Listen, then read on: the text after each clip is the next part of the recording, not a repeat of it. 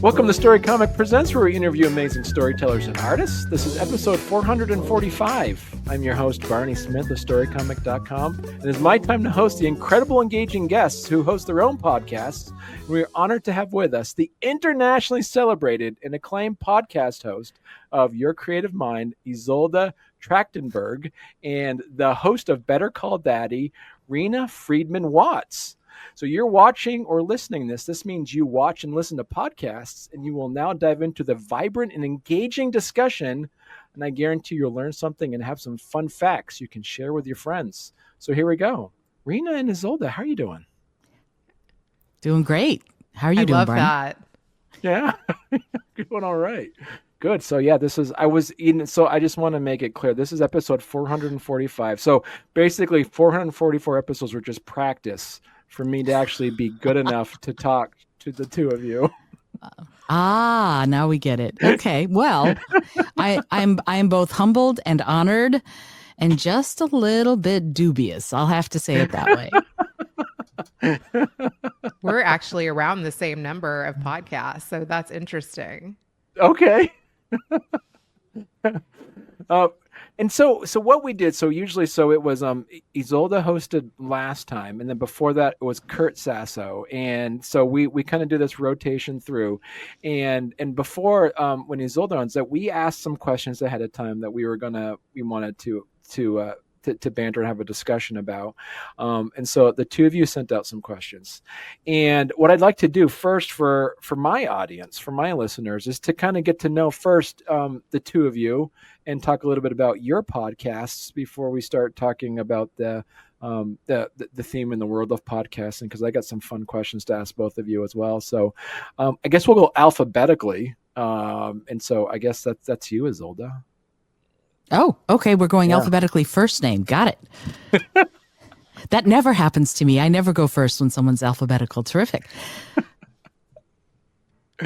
Yeah. Talk a little bit about your podcast. Oh, okay. I thought you were going to ask me about my podcast. Oh. Now I have to actually think.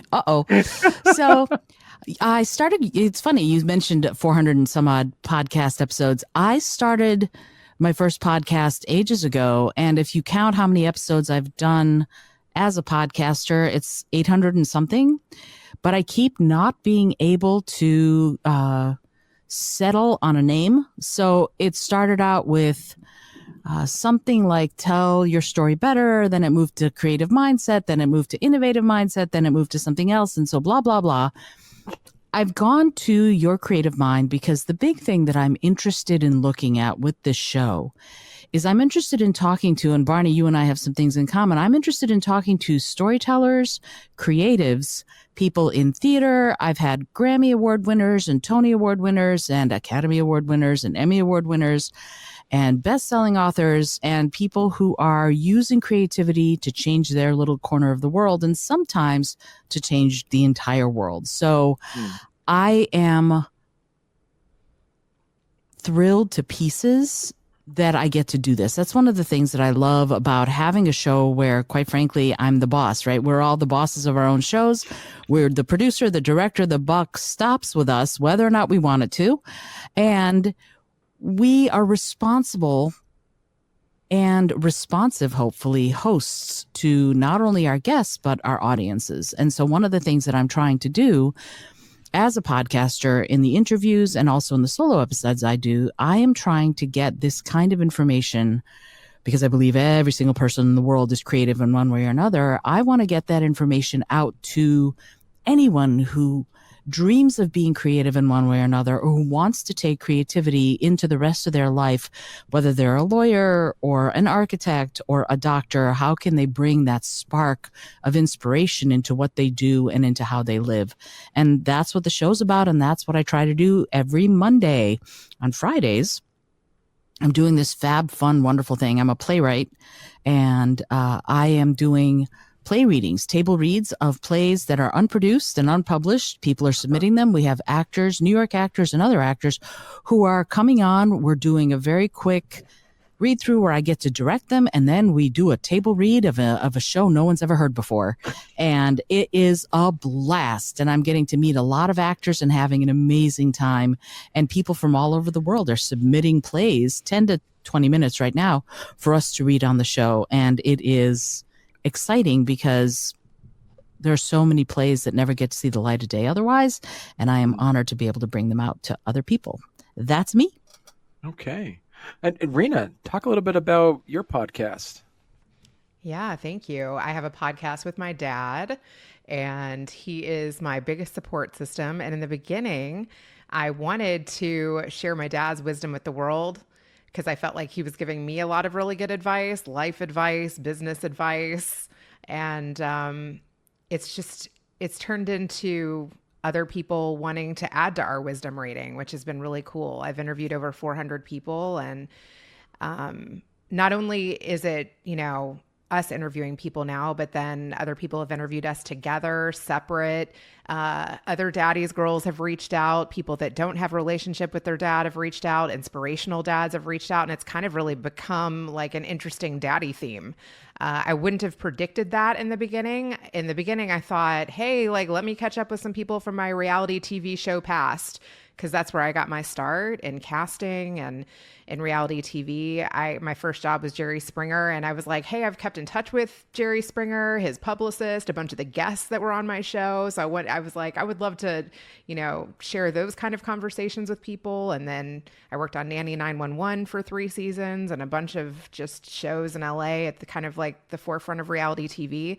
So at first I started with kind of like that, and then it took an interesting spin because so many people related to the daddy angle. So yeah, it's been going strong about 5 years, Better Call Daddy. And another thing too that I really love is I feel like it's been kind of like a bridge for the Jewish community. I didn't necessarily grow up religious, but now I've kind of tried that on. And so I've had people from the Orthodox community, the Reform community, the conservative community, people that are not Jewish at all. And I feel like that's kind of been really nice. So it's kind of taken a spin in that direction too, which I think is interesting. Okay. So let me dive in. I got a couple of questions I wanted to ask you both. And this is about just having people kind of learn more about, your style and also what it does to, some of the unexpected adventures and fun things about podcasting. And so my first question, to both of you was, what was one weird or unexpected thing podcasting has taught you about people? I can start. One thing that it has taught me is that you don't really know people until you do business with them. That was an unexpected lesson. I have found that podcasting has led to some business opportunities, more than one. And, you kind of create a tribe and you want to collaborate with other people, but sometimes when money is exchanged or your idea of professionalism or how you want something to turn out is different than theirs, it can lead to no further collaboration if there isn't good communication. That's been a tough lesson for me, to be honest. And it's happened more than once.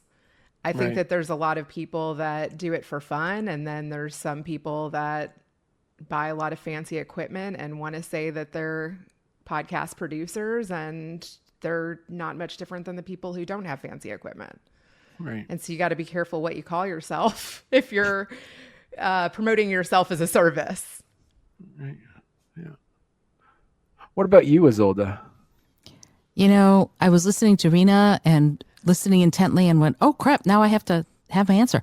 I think one of the things that it's taught me is that even the most shy, hesitant, reticent person will open up if you give them space to do it, if you listen really well, and if you ask just the right questions. Because I've seen people get really shut down when the questions aren't questions they either are interested in or know how to answer. But if you can figure out from interacting with them, like you did with us, Barney, before we started recording this, if you can figure out how to reach them, even the most bashful person will just sing. And often it's asking them about something they love, asking them about something they want to talk about. And, you know, it's funny. I was sitting in Bryant Park in New York City a few years ago. I was writing my book, Speak From Within, and it's all about how to overcome public speaking phobias. And I happened to share a table with these two guys. They saw what I was writing. We started talking. And one of them said, whose last name coincidentally was Trachtenberg. No, Altman. His last name was Altman, which is my sister's last name. But anyway, so he happened to say, well, okay, I have a son, and my son he's just incommunicative. We can't reach him. He doesn't want to ever talk. He's just always withdrawn. And I said, what is he like? And he said, he really likes chess. And I said, here's what you do. Go home and ask him about chess. And he got my email, and I got this email back from him going, you are not going to believe what kind of a chatterbox he turned into as soon as I asked him about chess. And that was it. And so when we come up with that in podcasting, it can be the most incredible opportunity to really connect and interact with someone on the deepest and also the loftiest levels. That's true. I mean, yeah, and as like I was saying, for me, I've learned too is that everybody, and it's similar to what you two were saying, like that everybody has a story, and it's just about how do you connect with them to actually tell their story. Mm-hmm. That was something for me where I've noticed that some, even authors and people that I mainly talk to authors, is that they'll write a 500-page book, and you can't pull anything out of them during an interview. I'm like, you literally wrote everything. Why? And was weird enough. I mean, that was one thing I learned is like after I stopped recording, they wrote a book about, it was something to do with like, it was a book on like poetry, and it was like with their mother had Alzheimer's.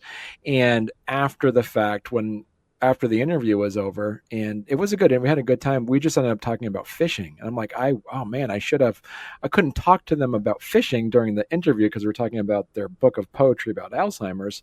But I noticed that it almost felt as though it was she felt it was a mission to get the book done, but it wasn't her passion. So it was weird, the difference between what you feel is like something that you're passionate about having a conversation about as compared to something you feel like you need to say.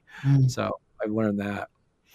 So I had one other question before we kind of jump into your questions. And this one's kind of fun, I hope.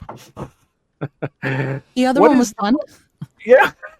What was the most off the rails moment that made it into one of your episodes? And then the question for you was, why did you not edit it out? Okay, I'll take this one first. So I I still think of him as being alive, dear friend Al Petaway, who's arguably one of the greatest guitarists who ever lived. And he was a dear friend for many, many years. We worked together at the National Geographic Society, and I had him on my show. And I famously, as you all know, do not edit. And Al and I were doing his interview, and his dog, Buki, was in the studio with him. And in the middle of the interview, his dog cacophonously vomited everywhere. And so it came through, and he said, "You're not going to leave that in, are you?" Oh yeah, you bet your bippy I am. And so if you listen to Al Petaway's episode of my show, Buki throwing up all over the floor is in the episode, and I will not edit that out. That is a moment frozen in time, and I'm grateful for it. That's good. I've had a couple interesting moments. The first one that came to mind was a tornado signal went off like mid interview, and I was like in the middle of a move. It was like one of the last interviews I was filming before I moved from Chicago to Texas. And yeah, the interviewer, Lisa Zarotny. And it was kind of funny because she was Oh, wow. giving me like a bit of a coaching call. She was like, "Oh, I am definitely leaving that in. That is so apropos for like all that you're going through right now." And I don't think out of any other interviews I've ever done has a tornado signal gone off. She was like, "If we make it through this interview, that's staying in." So I thought that was kind of cute. And then another time I was on this parenting podcast and I literally spilled an entire cup of coffee. Thank goodness it wasn't steaming hot, but like in my lap. And my kid like wanted to say goodnight before, like, came in at the tail end of my interview. And I was like, "Come here, give me a hug." He's like, "You're covered like in coffee." And that like came out in the interview too. He's like, "I'm not touching you. Why are you wet? Why are you still sitting there?" Like, Those are all logical questions. They are very good questions. he was like, "I don't want to get on and say hi. You are gross." Like, I love that so much. she kept that in. Like, she made a clip of it. Like, I think she edited a little around it because I was like, I just spelled the whole cup. Like, I mean, the string of cussing that you would have let out if it would have been a hot cup of coffee would have been quite something, though. So, oh yeah, I'm for glad it was sure. not. I'm glad you were not injured. No one was injured in the making of this audiogram. I have to say too, like, my dad has had to sit on a couple of reactions of a couple guests that he didn't necessarily see eye to eye with. And I may have told him while recording, I'm like, "We're not saying that, Dad." Like, "Let me help you with this reaction. Are you tired?" Like, Do you need a cupcake? "Do you need to sleep on this reaction? Should we talk tomorrow?" Like, I mean, I love my dad, love and that. God bless him. He's listened to over 400 hours of me interviewing people. But sometimes, like, I'm like, "Dad, it's about the guest, not you." Like, And that's another big lesson, isn't it? Right? oh, so many. It's such a good lesson for all podcasters to learn. We have to get out of our own way a lot because it's not about Oh. us, it's about them. Totally. And that- Yeah. I was just going to say, like, I think my last one I did with my dad, it was his fourth take. And it was funny because the guest messaged me today and he's like, "I love what your dad said." I'm like, that was take 4. That was Reena's words.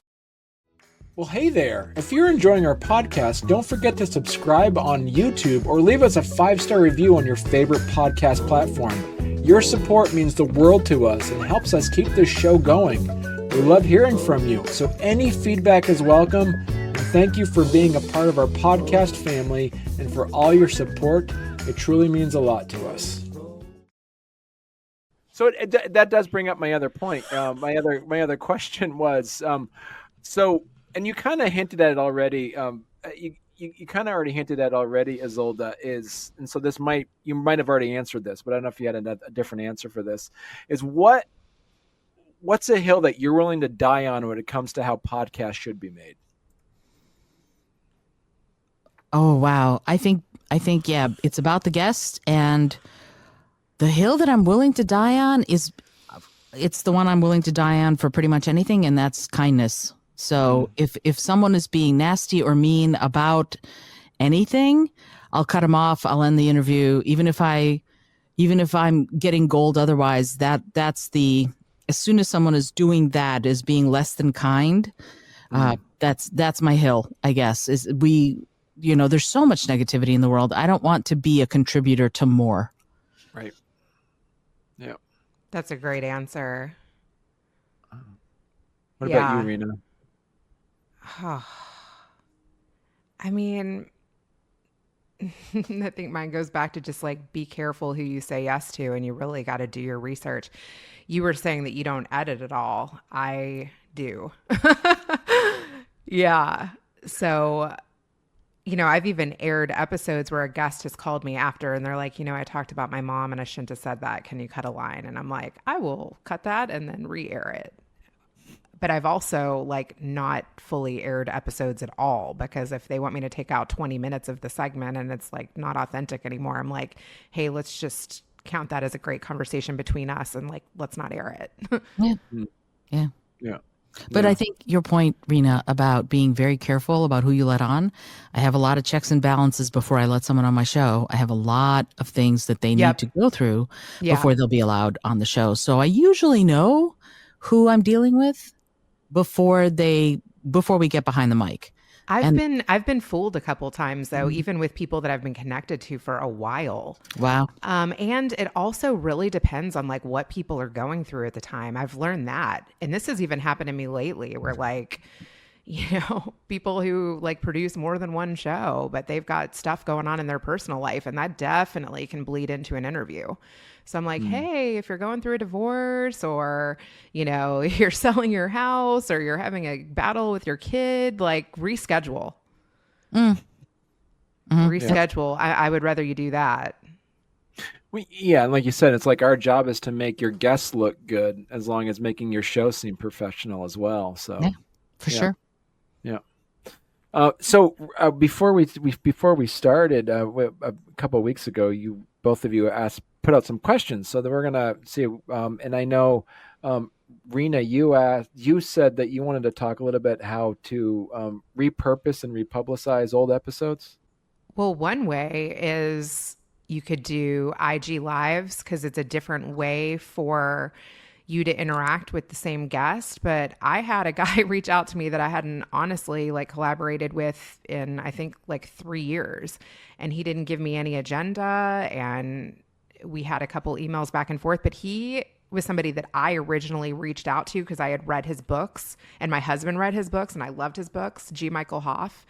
And he just honestly said that he would love to catch up with me. And I knew already that he was a great guest, and he kind of shared with me that he was going through some personal stuff.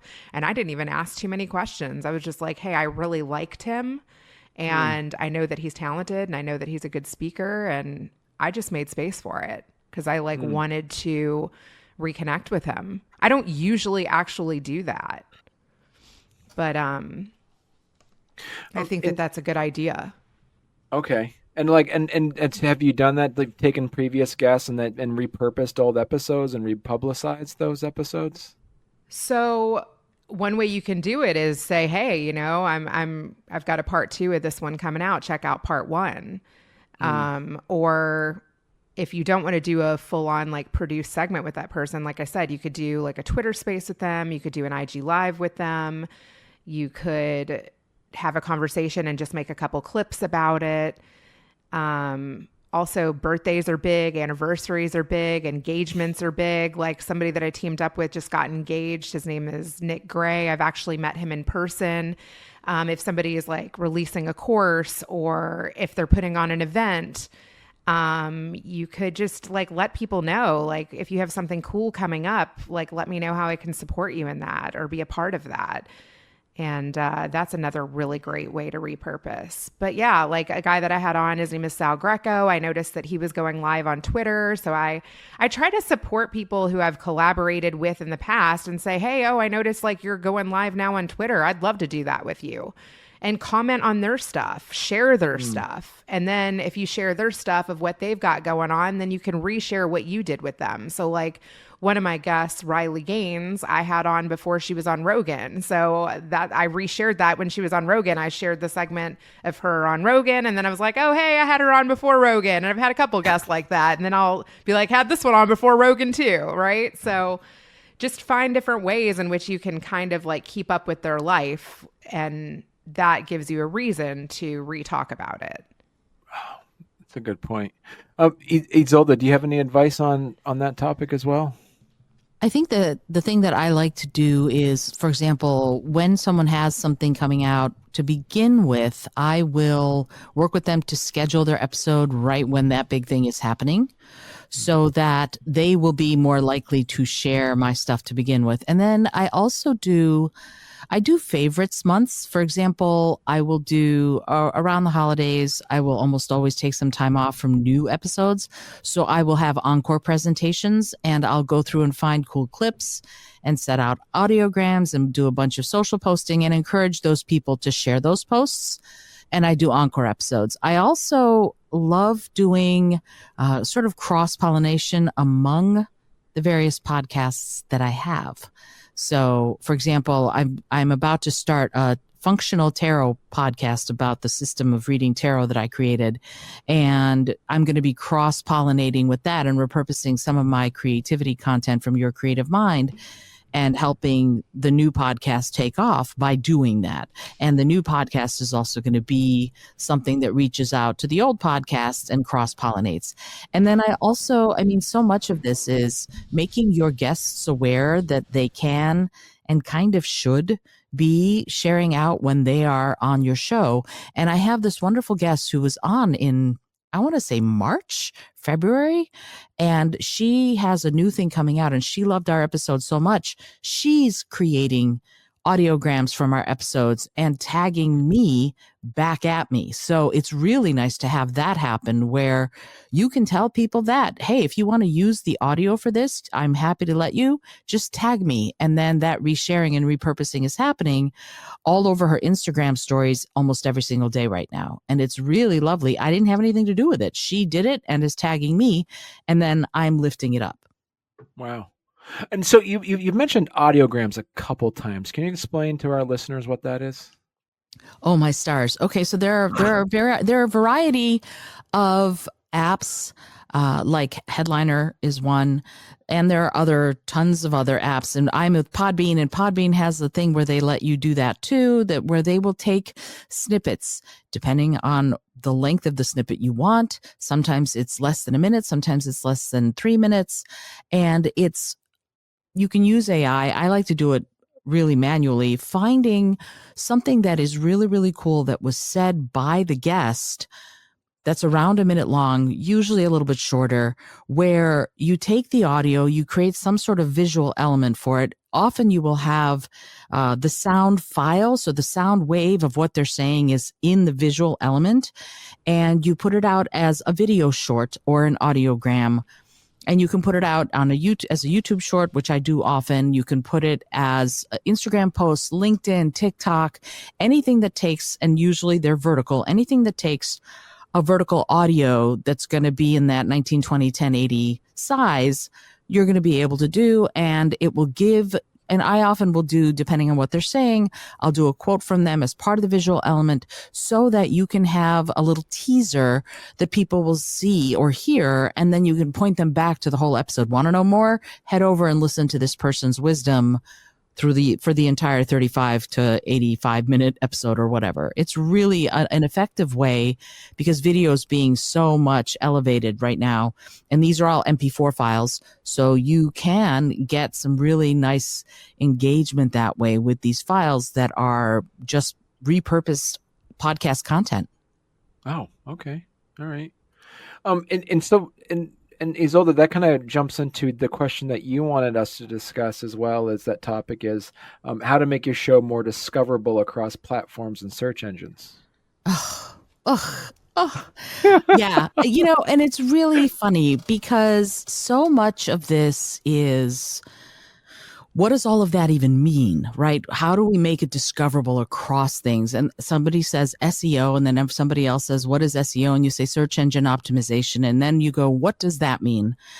And that means making your material, whether it's your content that is visual, but mostly, quite frankly, text, because a lot of these are still text-based search engines, where things that you say in your materials are the things that Google usually, but some of the other search engines as well, will be able to locate, if you will. And the key thing here is that this needs to be sort of clear, needs to be keyword rich based on the keywords that you need, that you want people to be looking for. And you don't want to do like vague titles like let's talk. Let's say you might want to do something like how storytelling builds emotional connection in writing fiction or something like that. And you want in your episode descriptions, in your show notes, in your podcast name, in the titles, in the headlines, you want the things that people might be searching for where you would be the answer to be the things that are in, but not too much, your show notes and your headlines and your titles, all of that. And so you can do it that way. You can add transcripts, because presumably if you add a transcript to the episode, to your show notes, that will boost search engine visibility because you're presumably talking about the very things that you want people to be finding exciting about your show. And then the other thing that I would say is something that I forget who wrote the book, but it's about long tail keywords. And it's a really interesting thing. What is a long tail keyword? And that is, to me, starting to look at it from the perspective of the person sitting down and about to Google something. And let's say they're interested in performing arts, but entrepreneurs. So entrepreneurs for performing artists. You have to look at it from this perspective. What might someone who wants to know more about that, for me with creativity, for example, how would they search for that?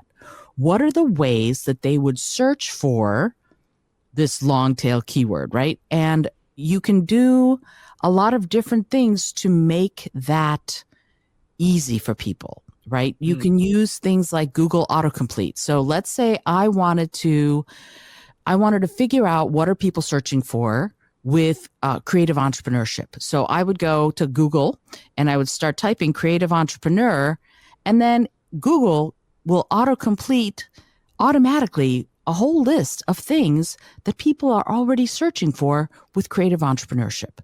And so you start seeing what are they searching for? And those are the long tail keywords, because you're not looking at it for what you want them to know. You're looking at it from the perspective of this person is searching for something. How do I make me and my show the answer to what they're searching for? So Google autocomplete, answer the public. I think I mentioned this here before. I love answer the public. You can do 1 or 2 words. So you can say creative entrepreneur, and answer the public will go into Google and will give you a list of the questions that people have asked Google recently about those 2 words. So you might see, what is a creative entrepreneur? Or what does a creative entrepreneur do? Or how do you define creative entrepreneur? Or can I be a creative entrepreneur? And it gives you a list of all those, and you get 3 searches per day. And then so what if you were to then go, if I were to then go, how do you become a creative entrepreneur? I know Google says people are actually searching for this. So what if my next episode is titled, How Do You Become a Creative Entrepreneur? Well, if people are already searching for that, my episode is going to be higher in the search ratings and show up earlier. And then Uber Suggest is another one. So there are a lot of things that you can be doing to think in terms of your audience's questions. What are they trying to learn or solve? And then you become the answer by figuring that out. Oh, wow. That's really cool. I didn't know about those too, but there are a couple tools that can help with keywords as well. There's castmagic.io. Not only does it like transcribe your whole episode, it also will pick kind of like those viral moments, like those audiograms that you're talking about. It will give you the time codes of where you might want to create an audiogram. And you can also, I think, create audiograms within it. And also Eddy, Eddy by Headliner, it also picks the clips for you, transcribes the whole thing, kind of gives you ideas for social copy.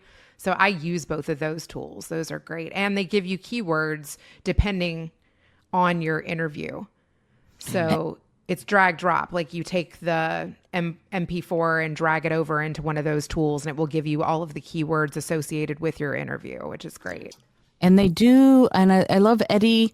They used to be a little bit more generous with how much time they give you. They give you two hours a month for free. Mm-hmm. So if you've got short episodes, you can probably do all 4 episodes for free. But if you don't, then it does cost. I don't know if does castmagic.io cost? Yes, it does too. And they also have, I'm not sure exactly because I bought it when it was like a one-time fee. I think it was like an AppSumo deal. But yeah, if you go over, they also make you pay.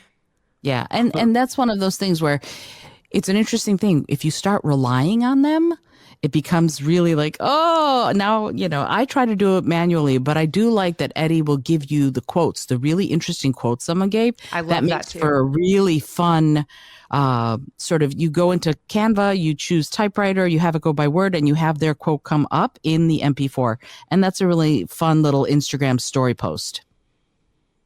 Yeah, what was I using? I was using one of those systems, and now I haven't touched it in a couple months. Now, as soon as I It was the newest system where you can like cut your own Opus Clip. That's what it's called. Mm-hmm. I used Opus Clip a lot. So, and so what we're getting near our hour mark, which was exciting because we could be talking for hours, but It's true. It is. And so to wrap things up, can you remind our listeners and our audiences where they can find your information, your podcast, and where you guys live on the internet? Izolda, or you want me to go first? Oh, why don't you go first? Okay, so bettercalldaddy.com and then Reena Friedman Watts on most social. Okay. All right. Bettercalldaddy.com. You can't miss it. It's bettercalldaddy.com. And on there, you actually have a really well put together website. And it shows you where all you can subscribe to everything about Better Call Daddy. And I got to say, even though it's an audio podcast, you have one of the most engaging logos that just sticks out there. And I love it. So I don't know whoever did it. They did a great job on your logo. Thank you. It was actually a friend of mine, another mompreneur, Shari Perry. We connected during the pandemic. She had gotten laid off from Red Bull and she had always wanted to make art for a podcast. And I was like, ooh, let's see what you can do. And it was her idea of having my dad come out of the phone like a genie. Yeah, I love it.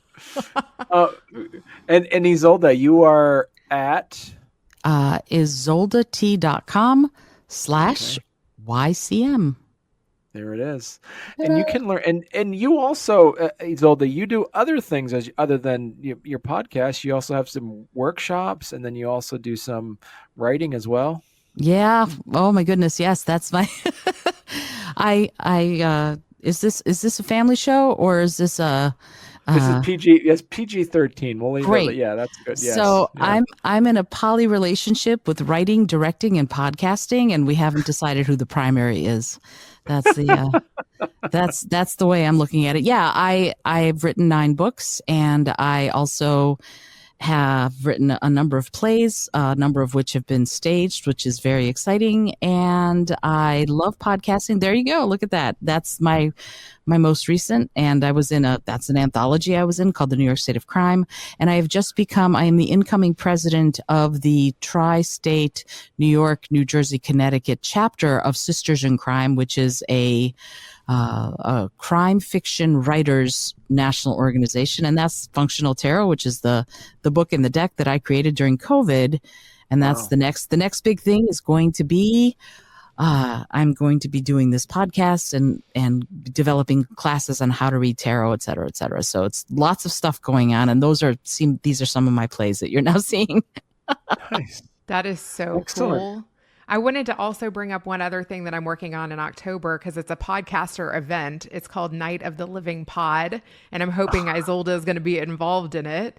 It's about revamping your zombie podcast. So you might have started one and it died, or you might need to rebrand, or you just want to go a different direction.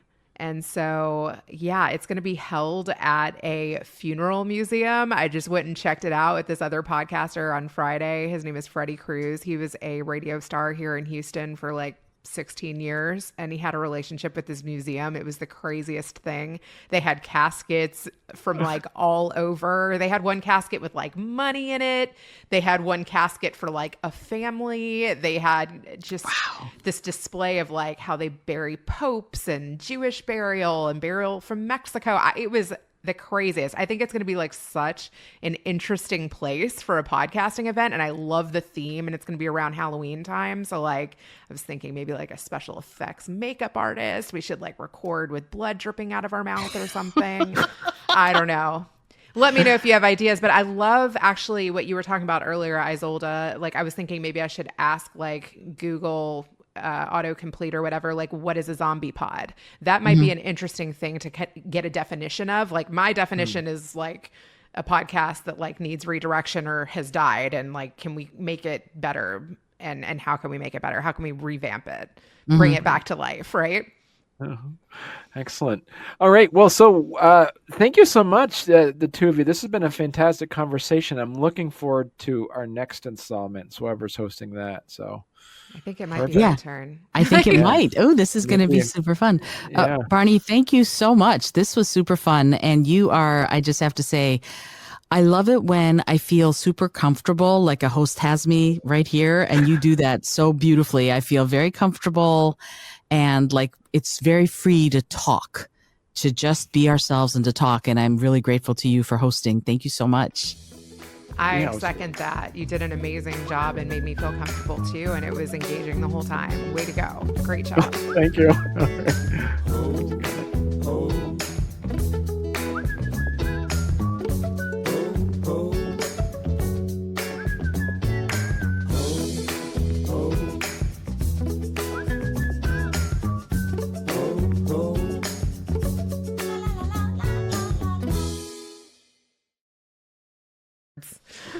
Whoops. There you go. I just dropped the camera. Oh, there you 1 go. second. That was beautiful. I mean, it couldn't have Man, been there more. you go. That's And- gonna stay in. See, look, no kidding. I would be sorely disappointed if you were to cut that out. That was fabulous. Keeping that in. Oh my Right? God. So